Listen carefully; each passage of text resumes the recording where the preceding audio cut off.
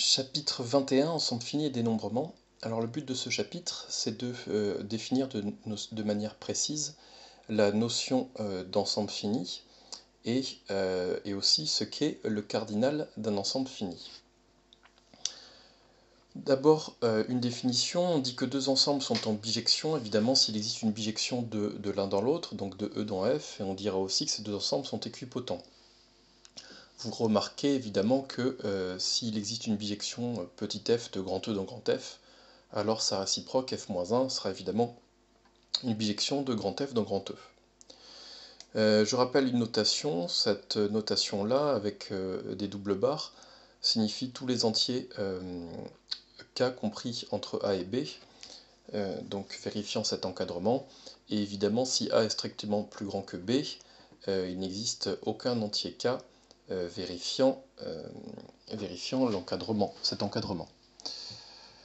Voici un lemme qui est particulièrement intuitif. On suppose que l'ensemble 1n et l'ensemble 1m sont en bijection, alors on en déduit que n et m sont égaux.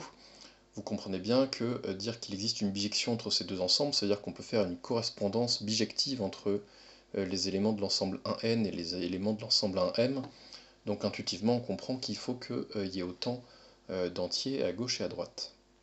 Mais, donc d'ailleurs, le programme officiel dit qu'il n'est pas nécessaire de démontrer ce lemme.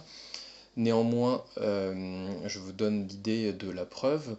On peut démontrer par récurrence sur l'un des deux entiers, donc par exemple sur l'entier petit n, la propriété P de n suivante qui dit que pour tout entier m, si ces deux ensembles sont en bijection, alors n et m sont égaux. Avant de passer à la suite, je veux juste vous faire remarquer que dénombrer les éléments d'un ensemble, c'est-à-dire savoir combien il y a d'éléments dans un ensemble, c'est quelque chose que l'on sait faire depuis très longtemps, de manière complètement intuitive.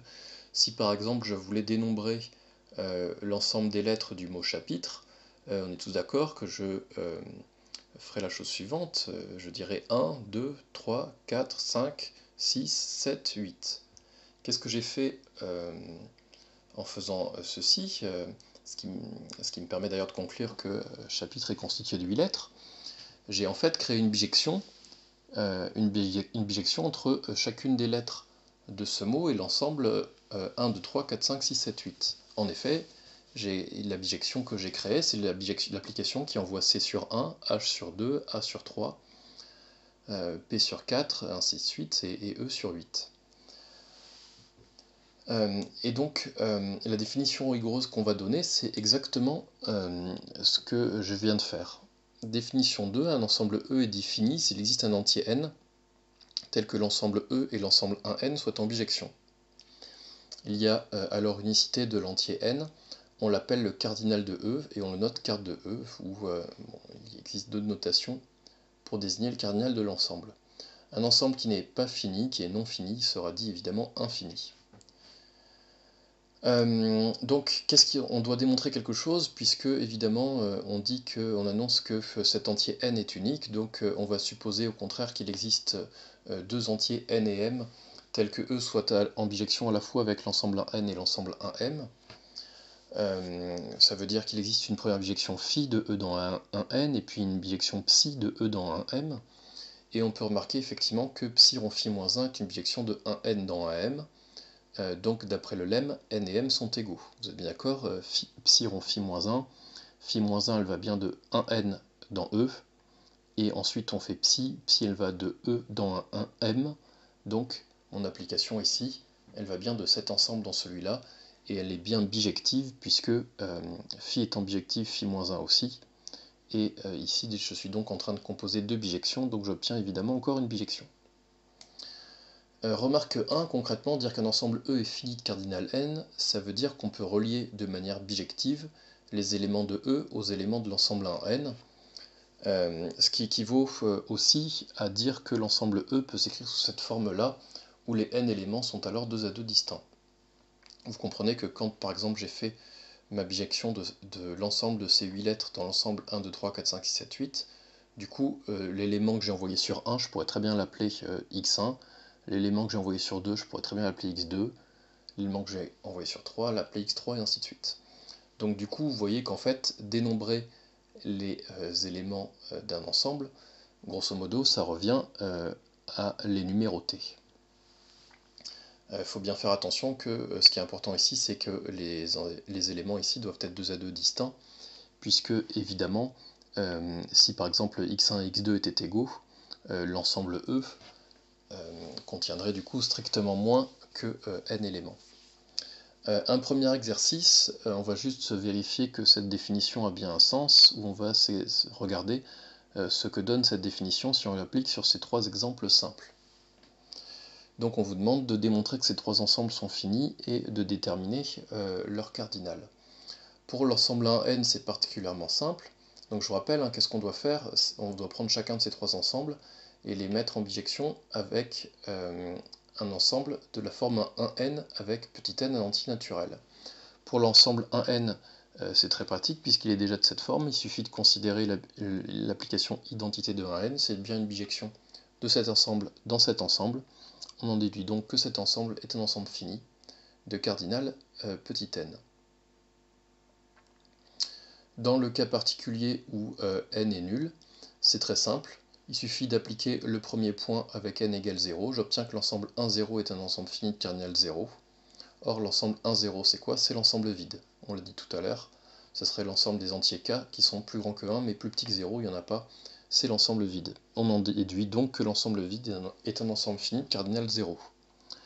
Ensuite, pour l'ensemble AB, qu'on doit mettre encore une fois en bijection avec un ensemble de la forme 1n, là j'ai un ensemble d'entiers. Le plus simple, c'est de créer une bijection qui soit strictement croissante entre l'ensemble AB et l'ensemble 1n, c'est-à-dire qui envoie A sur 1, puis l'entier d'après, donc A plus 1 sur 2, et ainsi de suite. Cette bijection, c'est quoi? C'est juste une translation, en fait. C'est l'application qui a x associe x moins A plus 1. Vous êtes bien d'accord qu'elle envoie A sur A moins A plus 1, donc A sur 1. Puis A plus 2, elle l'enverra sur... enfin, A plus 1, pardon. A plus 1 sera envoyé sur 2, et ainsi de suite, jusqu'à B qui sera lui envoyé sur B moins A plus 1. Donc j'ai bien créé ici une bijection entre ces deux ensembles, ce qui prouve que l'ensemble AB est bien fini, et de cardinal B moins A plus 1, qui est un résultat qu'on connaît depuis longtemps. Proposition 1, pardon, tout ensemble en bijection avec un ensemble fini est fini de même cardinal.